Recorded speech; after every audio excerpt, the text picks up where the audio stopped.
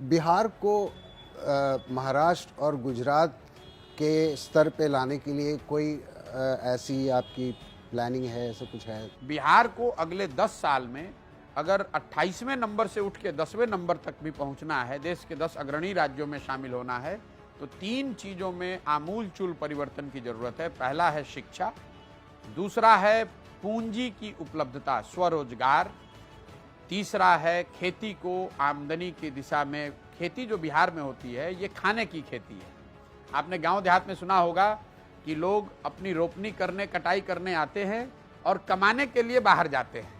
मतलब खेती वो क्यों करने आते हैं? खेती इसलिए करने आते हैं ताकि बाल बच्चा का पेट भरता रहे। बिहार के बाहर के निवेशक या पूंजीपति निवेशकों को कोई आएंगे? जरूरत नहीं है। नहीं, मैं मेरा जो मॉडल है इसमें निवेशकों को कोई जरूरत नहीं है। नहीं, बिल्कुल नहीं, बिल्कुल नहीं। दुनिया भर में इंडस्ट्रियल डेवलपमेंट की जरूरत है, लेकिन पूंजीपतियों के बड़े फैक्ट्री लगाने से इंडस्ट्रियल डेवलपमेंट नहीं होगा। आप इटली चलिए, नॉर्वे चलिए, फिनलैंड को देख लो, जितने स्कैंडिनेवियन कंट्रीज हैं।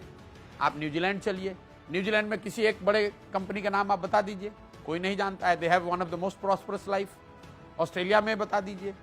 तो सिर्फ बड़ी कंपनियां, एक यहाँ चीनी मिल लगेगा तो मान लीजिए 4000 लोगों को नौकरी मिलेगी।